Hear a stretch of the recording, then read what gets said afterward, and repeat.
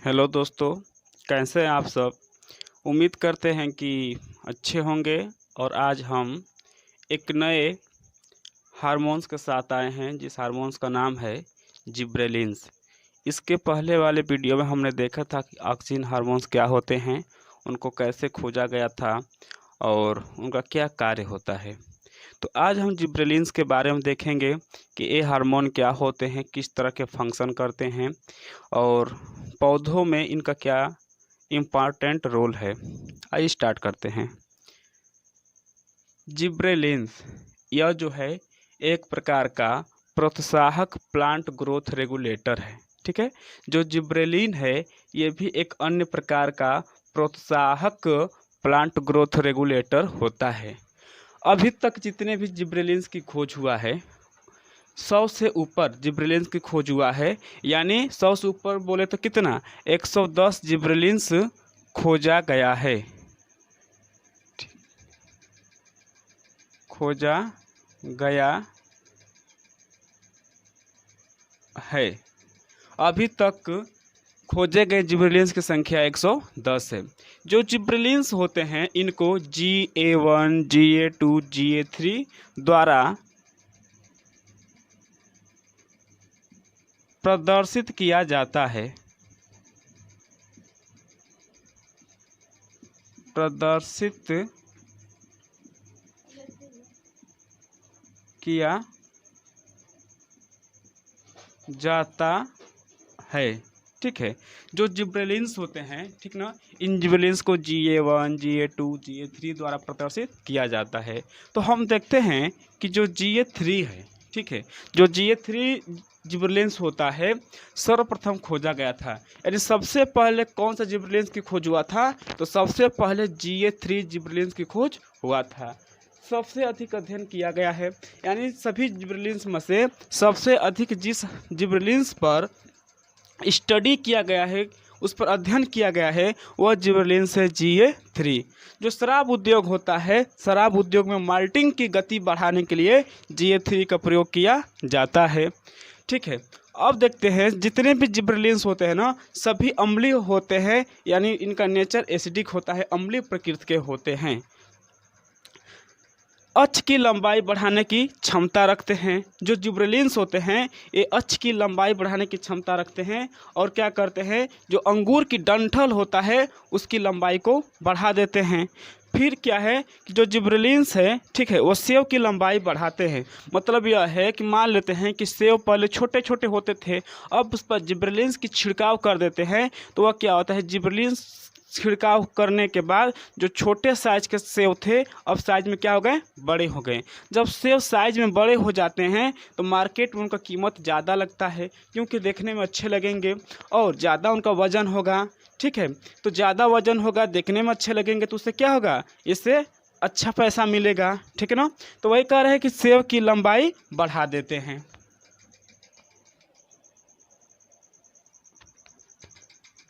यही जो जिब्रेलिन्स होते हैं गन्ने के तनों में कार्बोहाइड्रेट शुगर के रूप में एकत्र रहते हैं। जो जिब्रेलिन्स होते हैं, जो गन्ना होता है, जो गन्ने का तना होता है, उसमें कार्बोहाइड्रेट यानी शुगर के रूप में रहते हैं। अगर हम गन्ने के तनों पर, यानी जो गन्ने की खेती होती है, अगर उसमें हम जिब्रेलिन्स का छिड़काव कर देते हैं, ठीक है, गन्ने की मान लेते हैं कि ये गन्ने का तना है और गन्ने का तना है, मान लेते हैं कि गन्ने का यह पौधा हो गया।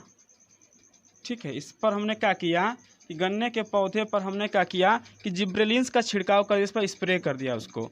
तो छिड़काव कर देने से क्या होता है, गन्ने का जो तना होता है पहले से और लंबा हो जाएगा, और पहले से लंबा हो जाएगा और ज़्यादा हेल्दी हो जाएगा।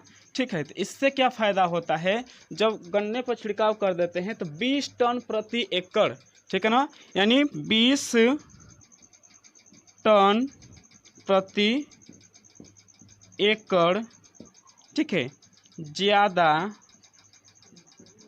उपज बढ़ जाती है, बढ़ जाती है। ठीक है, अगर हम गन्ने की खेती में जिब्रेलिन्स का छिड़काव कर देते हैं तो गन्ने का तना काफ़ी लंबा हो जाता है और हेल्दी हो जाता है। तो इससे क्या फ़ायदा होता है कि 20 टन प्रति एकड़ ज़्यादा उपज बढ़ जाती है। मान लेते हैं कि पहले 15 टन होता होगा 1 एकड़ में, तब क्या होगा उसी एकड़ में 20 टन और बढ़ जाएगा, यानी 35 टन हमारी गन्ने का वजन हो जाएगा। तो जिब्रेलिन्स का छिड़काव करने से जो गन्ना होता है 20 टन प्रति एकड़ ज़्यादा अधिक होने लगता है। ठीक है,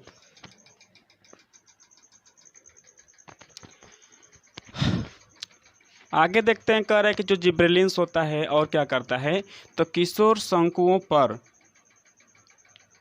जिब्रेलिन्स का छिड़काव करने पर परिपक्वता तीव्र गति से होती है। यानी जो शंकु के पेड़ होते हैं, किशोर होते हैं, उन पर हम जिब्रेलिन्स का छिड़काव कर दें। ठीक है, जिब्रेलिन्स का छिड़काव कर देते हैं किशोर शंकु पर, तो वे पौधे जल्दी से परिपक्व हो जाते हैं और जो उनका बीज बनता है ना, वह तीव्र गति से बनने लगता है। फिर देखते हैं कि रोजेटी स्वभाव वाले पौधों में बोल्टिंग को बढ़ा देता है। रोजेटी स्वभाव का मतलब क्या होता है? रोजेटी स्वभाव का मतलब होता है कि ऐसे पौधे, ठीक है, जैसे चुकंदर हो गया, ठीक, पत्ता गोभी हो गया, तो इनको हम जब जमीन में लगा देते हैं तो चुकंदर हो चाहे पत्ता गोभी हो, मान लेते हैं कि यह क्या चुकंदर है। ठीक है, यह क्या चुकंदर है। चुकंदर के जो पत्ते होते हैं इस तरह से एक क्रम में लगे होते हैं, ठीक है ना, इस तरह से क्रम में लगे होते हैं। तो इस तरह के जो पौधे ऐसे मतलब कि हर्ब, ठीक है, जिनके पत्ते एक क्रम में लगे होते हैं, तो ऐसे हर्ब को हम रोजेटी स्वभाव वाले हर्ब कहते हैं। जैसे मान लेते हैं कि पत्ता गोभी है, तो पत्ता गोभी में क्या है, एक के बाद एक, एक के बाद एक क्रम से लगे होते हैं। मतलब एक इनका सीक्वेंस होता है, क्रम से लगे होते हैं। तो इस तरह क्रम के लगने को हम क्या बोलते हैं, रोजेटी स्वभाव वाले पौधे कहते हैं। तो जो रोजेटी स्वभाव वाले पौधे होते हैं ना, इनमें बोल्टिंग को बढ़ा देता है। बोल्टिंग मतलब होता है कि इंटरनोड को बढ़ा देना। ठीक है, जरावस्था को रोकता है। जरावस्था को रोकने का मतलब है, जैसे मान लेते हैं कि जो फल हैं, ठीक है, फल को जल्दी से डेवलप करने से रोकता है। अगर मान लेते हैं कि फल, जैसे मान लीजिए कि आम का सीज़न है और आम मान लेते हैं कि हमको मई से लेकर मान लेते हैं कि जुलाई तक मिलता है। अब क्या होता है कि उस जो मैंगो प्लांट होता है उस पर फ्लावरिंग हम देखते हैं कि मार्च से होने लगता है। फरवरी मार्च से उस पर फ्लावरिंग होने लगता है, पुष्पन होने लगता है। अब हम मान लेते हैं कि लास्ट फरवरी मंथ से फ्लावरिंग हुआ और हमारा जुलाई तक आम मिला। ठीक है, मान लेते हैं कि अधिकतम अगस्त तक आम मिला, फरवरी से लेकर अगस्त तक आम मिलता है। अब हम क्या करते हैं कि उस पर जिब्रेलिन्स का छिड़काव कर देते हैं, तो वे आम जल्दी से डेवलप न होंगे और उनका डेवलपमेंट धीरे धीरे होगा।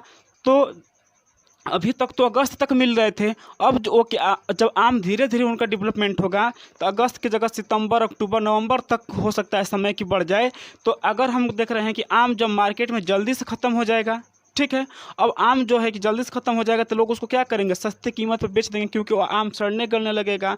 अब उसी पर जब जिब्रेलिन्स का छिड़काव कर देते हैं तो आम धीरे धीरे डेवलप होगा और सितंबर अक्टूबर तक हमको जब आम मिलेगा तो ज़्यादा दिन तक मिलेगा। तो इससे क्या फ़ायदा होगा, हम अपने उचित मूल्य पर आम को बेच देंगे। तो वही कह रहा है, जो जरावस्था होता है, जरावस्था को भी जिब्रेलिन्स रोकता है। तो अगला हार्मोन्स फिर हम देखते हैं कि अगला प्लांट हार्मोन्स क्या होता है। अगला प्लांट हार्मोन्स का नाम है साइटोकाइनिन। साइटोकाइनिन जो है अपना प्रभाव साइटोकाइनेसिस में डालता है। ठीक है, साइटोकाइनेसिस का मतलब क्या होता है? साइटोकाइनेसिस का मतलब होता है साइटोप्लाज्म डिवीजन, यानी कोशिका द्रव्य विभाजन। तो साइटोकाइनेसिस का मतलब होता है साइटोप्लाज्म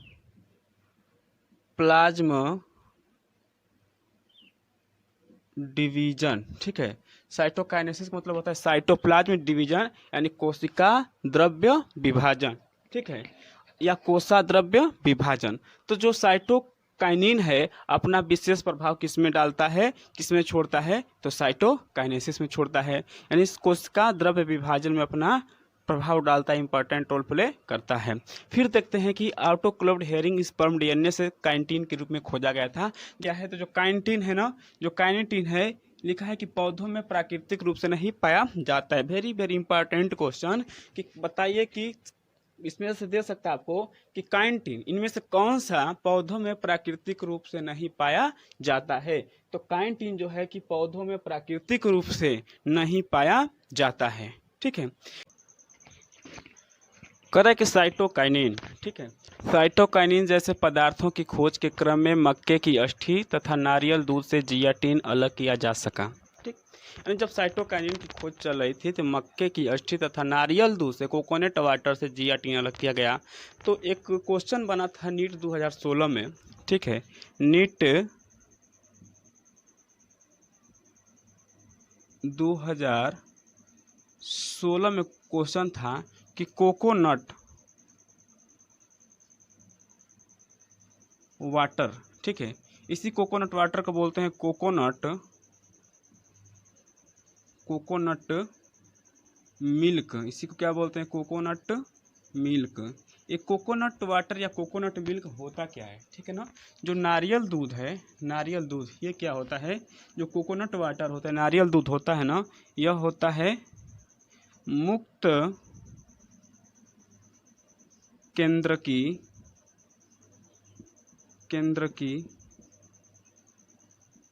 भ्रूण पोष, मुक्त केंद्र की भ्रूण पोष होता है। अगर आपसे कोई पूछता है कि यह नारियल दूध यानी कोकोनट वाटर क्या होता है, तो मुक्त केंद्र की भ्रूण पोष होता है, जिसको हम इंग्लिश में बोलते हैं फ्री न्यूक्लियर इंडो स्पर्म। ठीक है, जो कोकोनट वाटर होता है फ्री न्यूक्लियर इंडो स्पर्म होता है, या दूसरा हम कह सकते हैं कि फ्लूइड इंडो स्पर्म होता है। इंडो स्पर्म को हम क्या बोलते हैं? इंडो स्पर्म जो होता है ना, तो जो इंडो स्पर्म है, इस इंडो स्पर्म को हिंदी में बोलते हैं भ्रूण पोष। ठीक है, तो फ्लूइड इंडो स्पर्म मतलब होता है तरल भ्रूण पोष। ठीक है, तो जो कोकोनट वाटर होता है, जो नारियल का दूध होता है, वह क्या होता है? तो नारियल का दूध होता है मुक्त केंद्र की भ्रूण पोष होते हैं। इसके अंदर बहुत ज़्यादा मात्रा में न्यूक्लियस पाए जाते हैं। ठीक है, और दूसरा अगर आपको फ्री न्यूक्लियर इंडोस्पर्म ऑप्शन मिलेगा, नहीं तो फ्लूइड इंडोस्पर्म ऑप्शन में मिलेगा। तो यह सवाल एक बार 2016 नीट में पूछा गया था कि कोकोनट वाटर, चाहे कोकोनट वाटर उसमें पूछा था, इसी कोकोनट मिल्क भी बोलते हैं। तो कोकोनट वाटर क्या होता है? तो मुक्त केंद्र की भ्रूण पोष होता है, यानी या तरल भ्रूण पोष होता है। तो यह आंसर यह ऑप्शन में था। अगर ये आता है तो ये वाला भी सही है। ठीक है,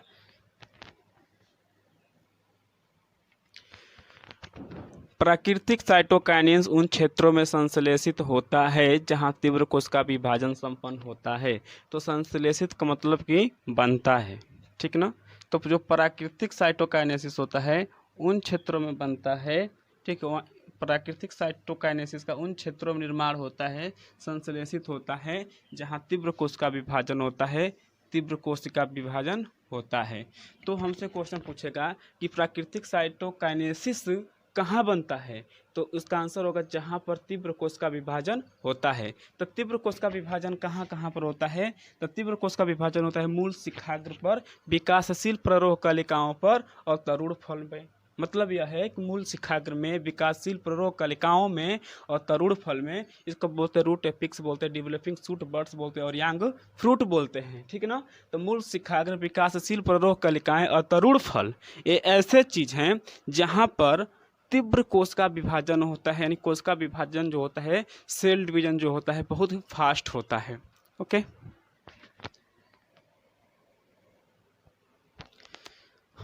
हम देखते हैं कि जो साइटोकाइनिन होता है नई पत्तियों में क्लोरोप्लास्ट, पार्श्व प्ररोह वृद्धि, अपस्थानिक प्ररोह, ठीक है, बनाने में मदद करता है। यानी इनको बनाने में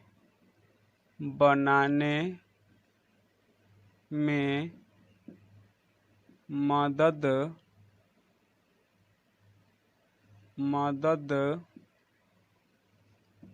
करता है। ठीक है, तो जो साइटोकाइनिन होता है नई पत्तियों, न्यू लीव्स, पत्तियों में क्लोरोप्लास्ट यानी क्लोरोप्लास्ट इन लीव्स, पार्श्व प्ररोह वृद्धि यानी लेटरल सूट ग्रोथ और अपस्थानिक प्ररोह जिसको बोलते हैं एडवेंटिशियस सूट बोलते हैं, ठीक है, इनकी वृद्धि करने में, इनको बनाने में हेल्प करता है। तो जो साइटोकाइनिन होता है नई पत्तियों को बनाने में मदद करता है, पत्तियों में क्लोरोप्लास्ट को बनाने में मदद करता है, पार्श्व प्ररोह वृद्धि को वृद्धि कराने में मदद करता है और अपस्थानिक प्ररोह को बनाने में मदद करता है। अब कह रहा है कि जो साइटोकाइनिन होता है इनका और क्या काम करता है, तो साइटोकाइनिन जो होता है शिखाग्र प्रधानता से छुटकारा दिलाता है। तो शिखाग्र प्रधानता हम कल सीखे थे कि जो वृद्धि करती अग्रस्त कलिका होती है पार्श्व कलियों की वृद्धि को रोक देती है। मतलब जो होता है हम सीखे थे, जो ऊपर जाता हुआ पोर्शन होता है, जब ऊपर का पोर्शन बढ़ेगा तो साइड का पोर्शन नहीं बढ़ता है, जबकि जो साइटोकाइनिन होता है जो ऊपर का पोर्शन बढ़ता है साइड का पोर्शन नहीं बढ़ता है, इसको क्या बोलते हैं हम शिखाग्र प्रधानता बोलते हैं, एपिकल डोमिनेंसी बोलते थे। तो जो साइटोकाइनिन होता है एपिकल डोमिनेंसी को रोक देता है, और जब ऊपर का हिस्सा बढ़ेगा तो जो साइड का हिस्सा होता है, जो लेटरल हिस्सा होता है, वो भी वृद्धि करता है। किसके कारण? साइटोकाइनिन के कारण। करे पोषकों के संचारण को बढ़ावा देता है। तो जो पोषण होते हैं, जो पौधे के अंदर जो न्यूट्रिएंट्स होते हैं, इनके संचारण को यानी इनके एक जगह से दूसरे जगह तक जाने को बढ़ावा देता है। तो इसका रिजल्ट क्या होगा? तो इसका रिजल्ट यह होगा, इसका परिणाम यह होगा कि जरावस्था में देरी होती है, जरावस्था में देरी होती है। मतलब यह है कि दो लड़के हैं, इसे समझिए, दो लड़के हैं और दोनों मान लेते हैं कि 10 साल का है, और एक को बढ़िया न्यूट्रिएंट मिल रहा है, एक को बढ़िया पोषण मिल रहा है, और एक को पोषण बढ़िया नहीं मिल रहा है। एक लड़का क्या करता है, सिर्फ नमक रोटी खाता है, और एक लड़का क्या करता है कि डेली दाल चावल रोटी हरी सब्जी खाता है, इसके बाद दूध पीता है ना, और इसके अलावा कुछ अलग से प्रोटीन्स भी लेता है। तो दोनों 10 साल के लड़के हैं, लेकिन दोनों को हम देखेंगे तो दोनों में डिफरेंट नज़र आएंगे। क्यों?